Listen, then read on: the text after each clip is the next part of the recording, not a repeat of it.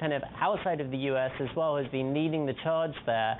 And it's a little bit like the tariffs were never introduced in the first place, judging by where we are with the markets right now. Yes, there are little bits left over, higher gold prices, higher haven assets.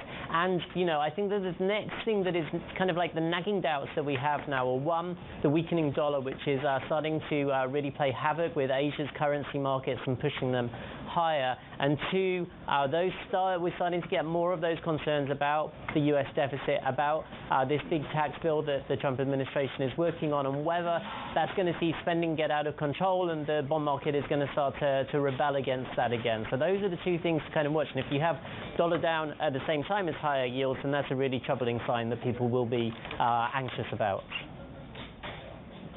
Bloomberg Executive Editor for Asia Markets, Paul Dobson there. Well, JP Morgan CEO Jamie Dimon warns that a recession remains a possibility as the fallout from President Trump's trade war continues. He spoke exclusively with Bloomberg's Francine Lacroix at the JP Morgan Annual Global Markets Conference in Paris. We have all this uncertainty. Some preceded the new administration, like we had large deficits, interest rates going up, inflation going up, and some are, tariffs and things. And of course, the geopolitical situation is very tense, very difficult, and hard to resolve. Okay, so if you forget projections, numbers, what's your hunch? Is the U.S. going to go into recession or not? Look, I'm going to defer to economists who give it about a 50% chance. I think all these things are probably inflationary a little bit more and slowing down the economy. If there's a recession, I don't know how big it'll be or how long it'll last. Hopefully we'll avoid it, but I wouldn't take it off the table at this point. If you look at the trade war and then the somewhat reconciliation between the U.S. and China, does it hold?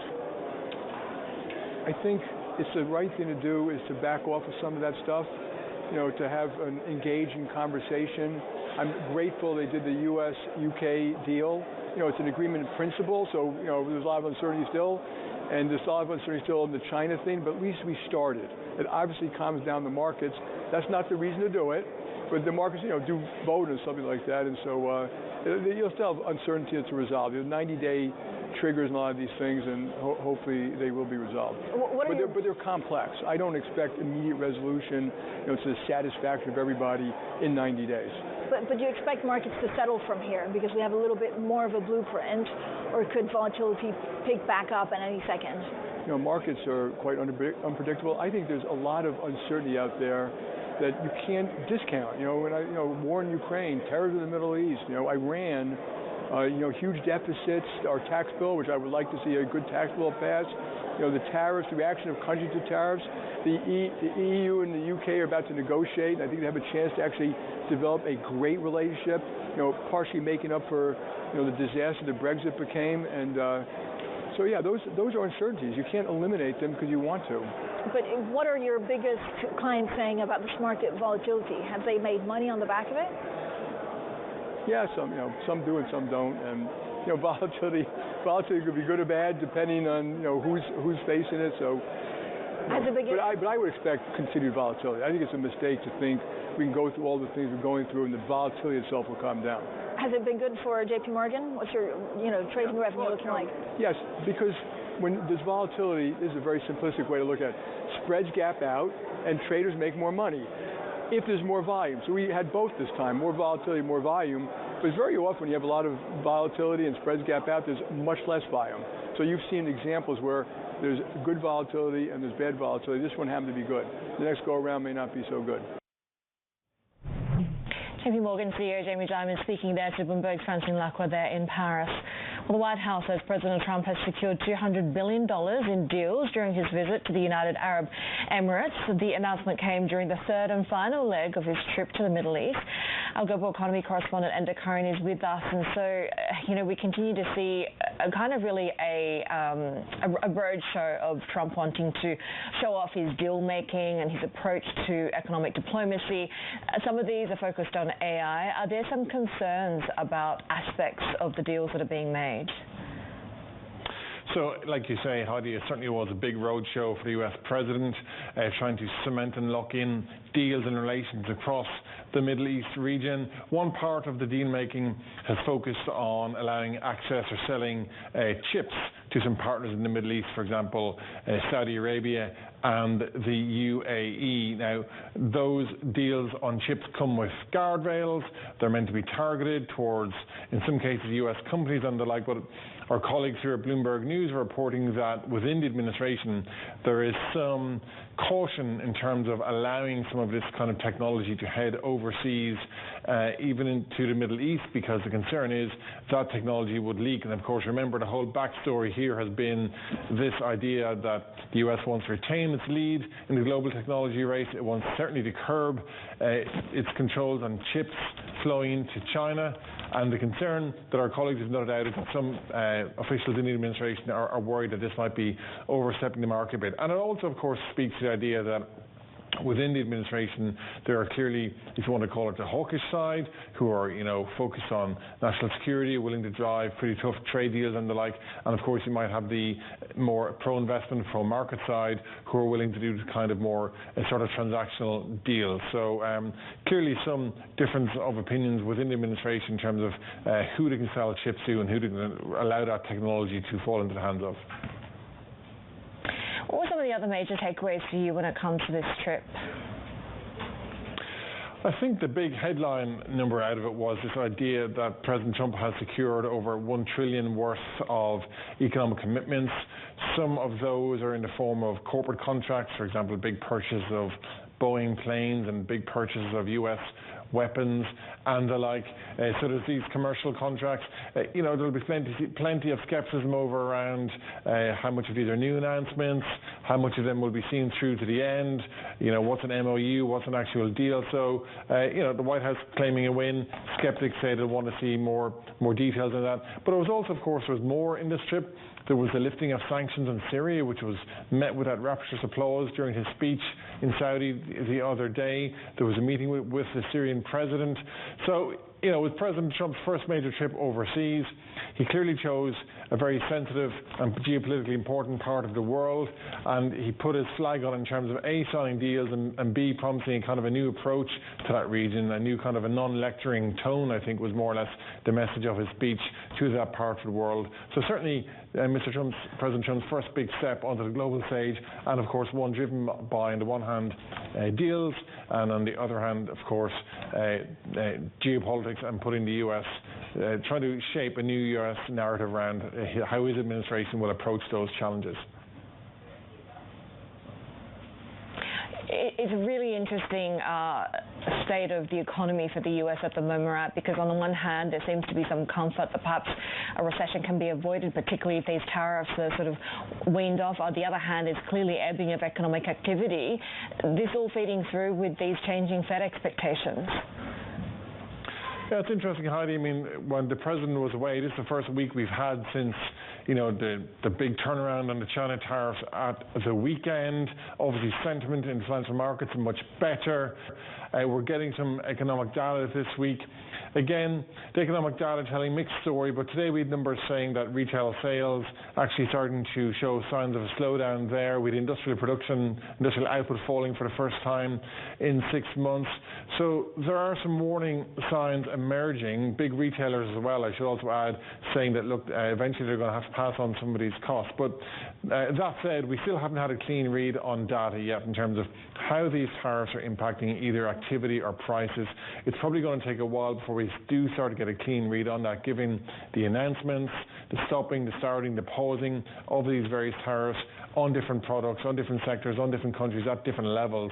It's going to be hard to know that. But to your point right here, right now, there's a view that maybe a recession risk has been pushed down the worry list a little bit, but certainly lots of concern about where this is all going. Average tariff rates remain high by historical standards. Tariffs on China, depending how you slice and dice it, somewhere in the 40s, which of course is still very high by historical standards, and quite high for those small businesses who rely on imported components or finished products from China. So we're not getting a good read from the data right now. It's going to take a little while longer, I think, to just note out exactly how the trade war is impacting the economy. Bloomberg Global Economy correspondent N. Dakaran there with the latest. And Chinese Vice Commerce Minister Li Chenggang says he had good talks with the U.S. Trade Representative Jamison Greer at the APEC meeting in South Korea. The two met less than a week after the U.S. and China agreed on a temporary pause in tariffs. Minister Lee, how did the talk go with Greer? Good talks. What topics did you discuss? Topics on trade? Are you going to talk with him tomorrow? Probably not. When's the next talk with Greer? I don't know yet. Will President Trump and Xi have a meeting? I don't have any information. How about a phone call? I don't have any information.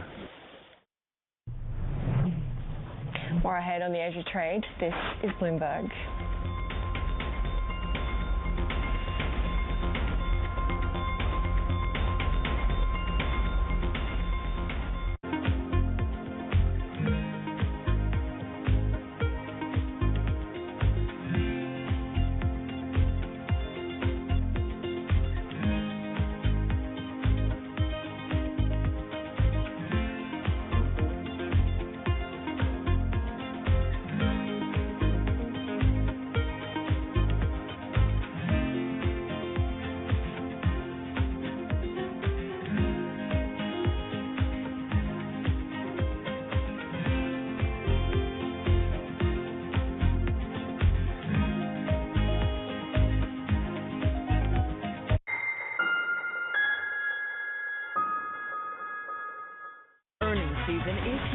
I know it's like your Super Bowl, right? I can't wait. It's like opening presents in the morning. All right, it will be exciting.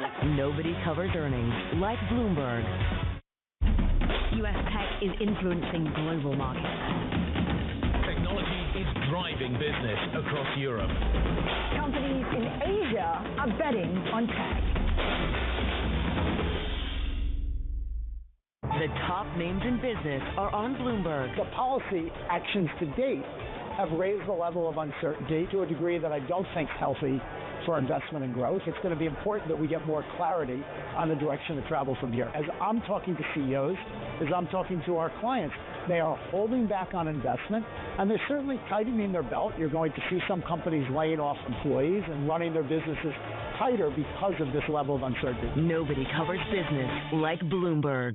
Our global headquarters in New York, I'm Danny Berger. Welcome to Bloomberg Brief. Let's set your agenda. Bloomberg Brief delivers the market news, data, and analysis you need live every weekday only on Bloomberg. Context changes everything.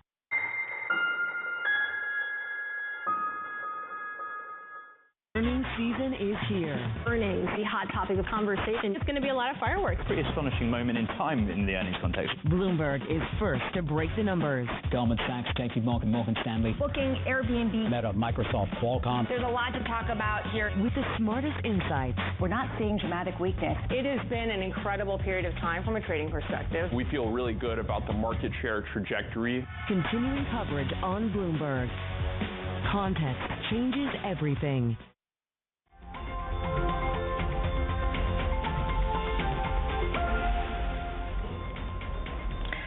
Dig into one of our most read stories today. Shares of US crypto exchange Coinbase tumbled after it disclosed a hack that put customer data, including banking information, at risk. And according to reports, the company is also under investigation by the SEC for misstating user numbers.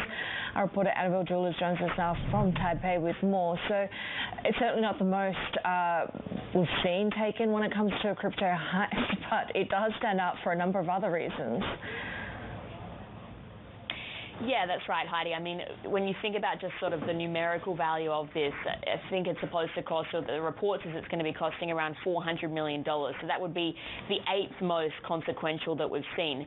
But you think about the significance of Coinbase to the crypto industry, and this is really where it comes to the fore here, because this is the company that has pretty much single-handedly or been at the forefront of bringing crypto assets into the mainstream of finance. It's the company as well that safeguards most of the tokens that are owned by the spot crypto exchange ETFs in the US. And it also has been the firm that's been most prominent when it comes to lobbying for more business-friendly rules in Washington. So this is really what speaks to the significance of this, not just the timing as well, because Coinbase has only just been added to the S&P 500 index. So yes, $400 million is the cost of this.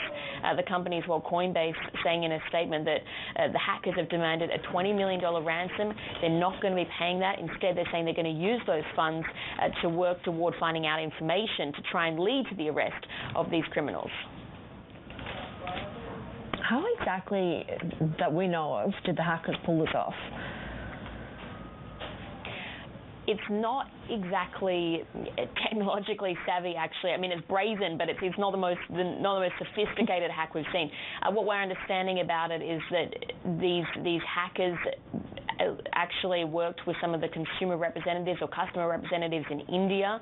They bribed those customer reps to then access personal information of Coinbase users. So you're talking about things like a date of birth, addresses, bank accounts, government IDs, when the customer accounts are being created, the amount that's in those customer accounts as well. And then what these hackers did was use that data to then impersonate Coinbase to then approach customers and allow them or give the hackers access to these customers' accounts as well. And so the issue here is that it's not just a huge invasion of privacy from some of these users or for some of these users.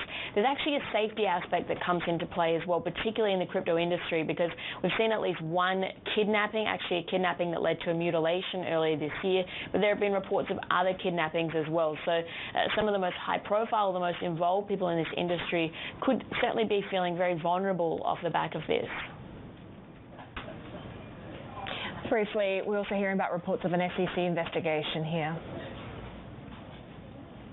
Yeah, that's right. So this one actually is reporting that's come through from the New York Times, but they're looking into whether Coinbase misstated some of its user metrics. This would have been part of past disclosures, and something that the New York Times rather is saying actually began as an investigation during the Biden administration. We did actually get a response from Coinbase, the legal rep, or the chief legal officer rather there, responding to that New York Times report, but saying that or calling it a holdover investigation actually, and something that they believe should be dropped, and something that they're saying as well, they stopped actually reporting those user metrics more than 2.5 years ago. Annabelle Jewellers there in Taipei. More ahead on the Asia Trade. This is Bloomberg.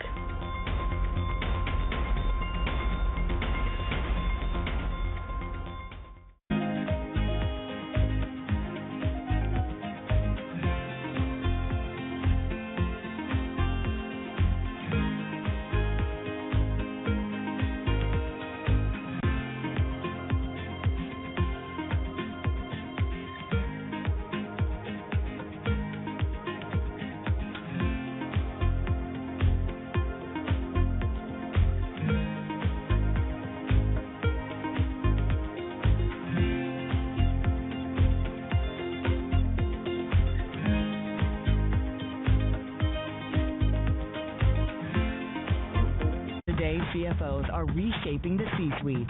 Bloomberg's Chief Future Officer shines a spotlight on these dynamic leaders. What's the hardest part of being a CFO?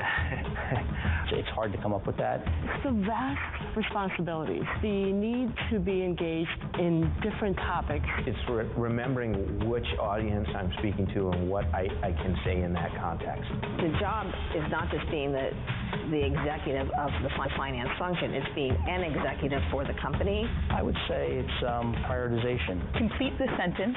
The hardest part of being the CFO is? Telling people no. It's hard. It's the right thing to do, but it's always hard. So being just like a touch of a heartbreaker, basically.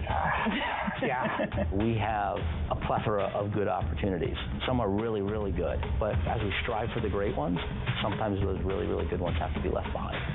New episodes this spring, only on Bloomberg. Making money isn't about drowning in emotions. It's about understanding what's actually happening. Markets are the best way to glean signal from noise, and that is what we try to do every morning. This is Bloomberg Surveillance.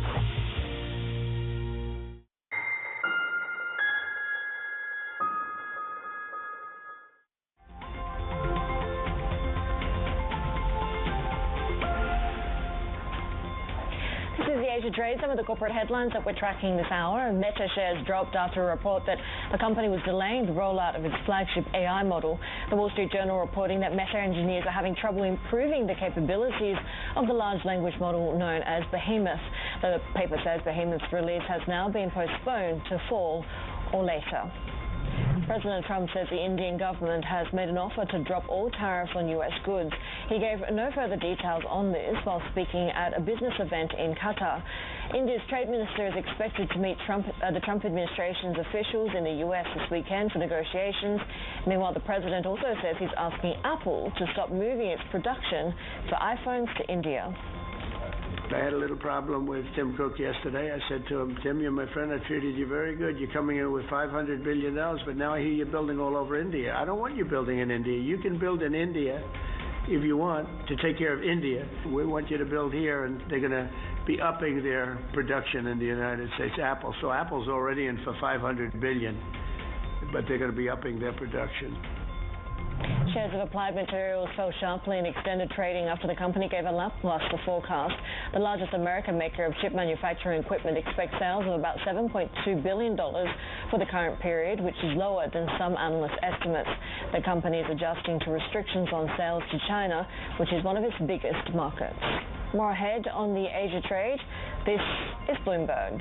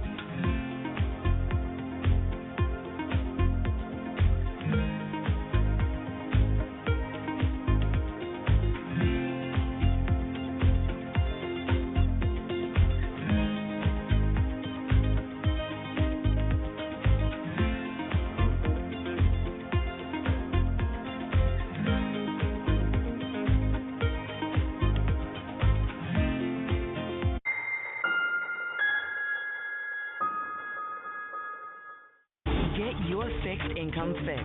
Watch Bloomberg Real Yield every Friday at 12 p.m. Eastern, right here on Bloomberg. Context changes everything. Good morning. This is Bloomberg Surveillance. Welcome back to the opening trade. This is Bloomberg Technology. This is the Asia trade. This is Wall Street Week. Welcome to Balance of Power. This is Bloomberg Television. The countdown is on. Everything you need to get the edge at the end of the market day. Big tech earnings kick off later this afternoon. Gilead is coming out right now. We have Take-Two numbers back to the markets, right? Our bread and butter. NVIDIA is one of the best stories in the tech space. That actually matters a whole lot more. It might shock some of your viewers. You're watching The Close. Get ahead of tomorrow's trading with The Close.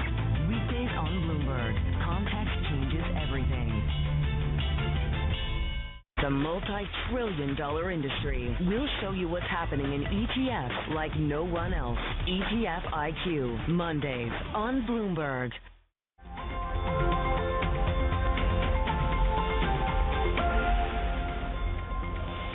Well, for many investors, treasuries and the dollar were the tried and tested safety bets during a market crisis, but lately those playbooks are being quietly rewritten as U.S. exceptionalism is no longer being a given.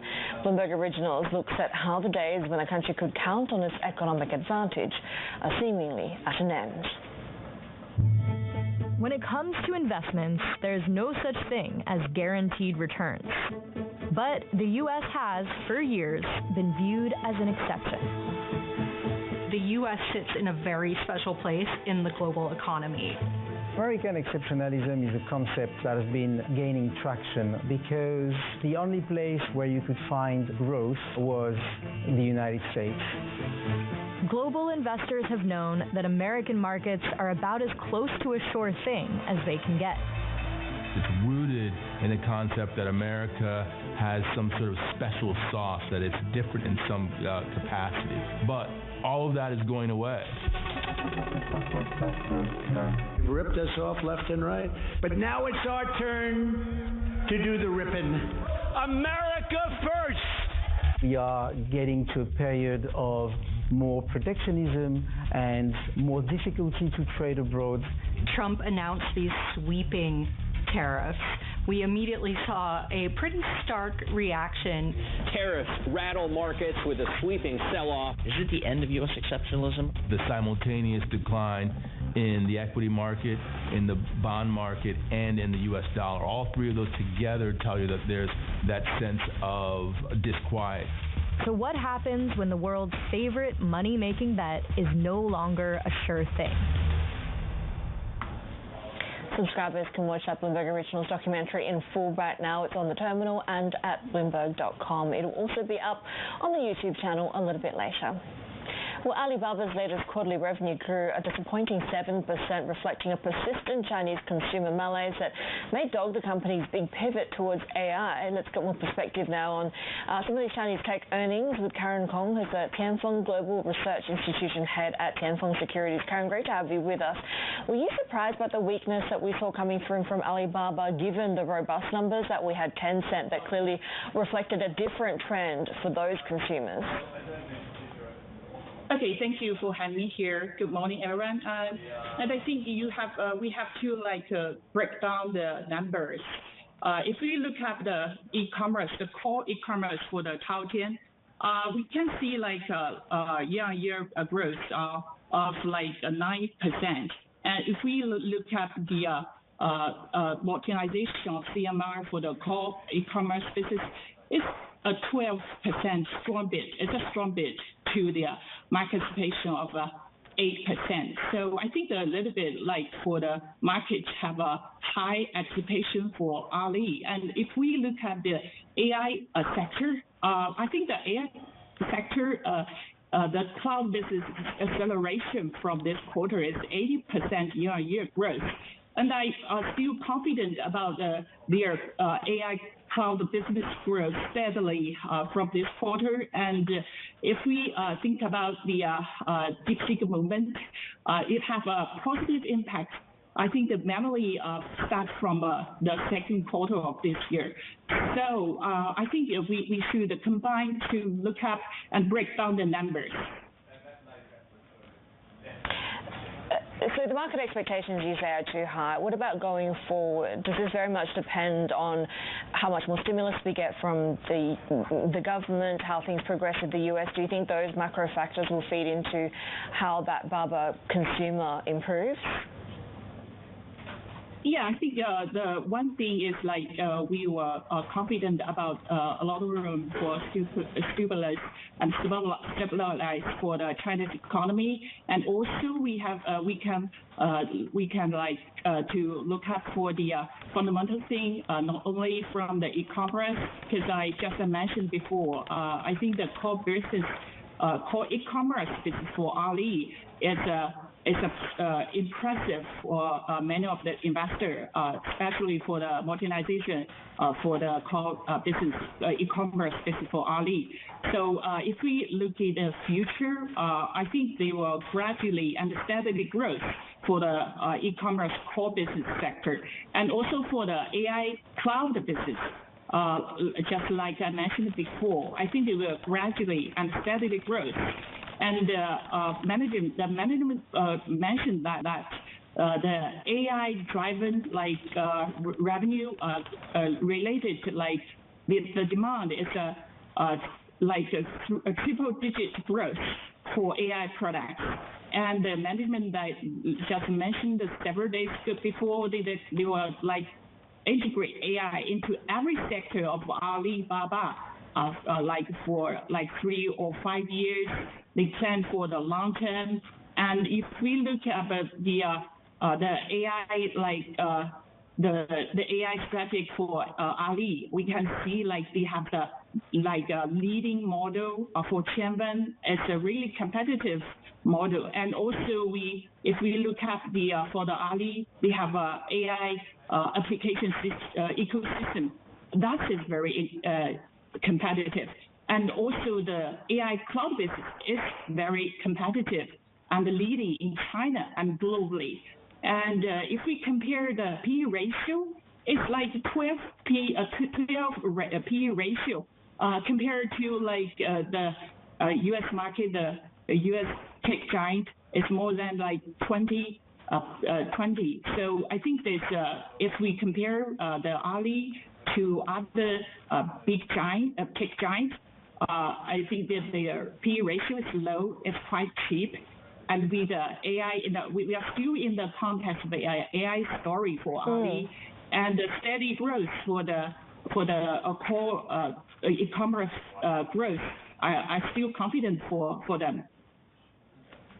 That investor enthusiasm when it comes to the AI cloud part of the business, is that more based on sentiment than actual profitability? Because the competition within that space is pretty intense. Yeah, sure. There is a lot of there are several players in the AI core business. But if we compare the Ali AI cloud business, we can see they are still leading in this field in China, and also I think there's it's also leading in the world, like the fourth place in the world. So although there are several AI cloud players, but I talk to a lot of the consumer, their AI cloud consumer, they will pick Ali in China for their cloud, for their they have a very competitive model, and they have a better AI application system and better AI products. Karen Kong, who's a Tianfeng Global Research Institution head at Tianfeng Securities. And subscribers can watch us live and see our past interviews on our interactive TV function. That's at TV Go. You can also dive into any of the securities or the Bloomberg functions we talk about. And joining in the conversation as well, you can send us instant messages to check it out. It is at TV Go.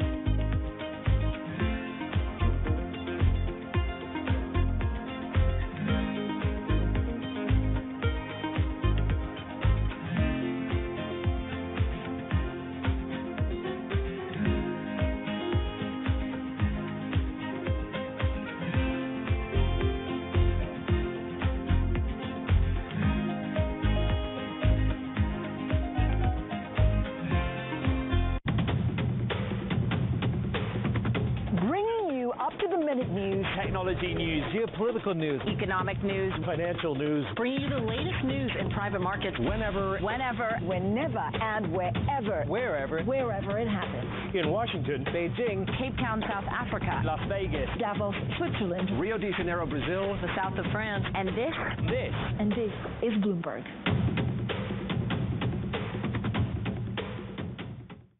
Key investors, top executives, global innovators. Join me for in-depth conversations with the biggest newsmakers on the day's top stories. Insight with Haslinda Onik, only on Bloomberg. Bring you up-to-the-minute geopolitical news wherever and whenever it happens. I'm Anne Hodern in Buenos Aires, Argentina, and this is Bloomberg.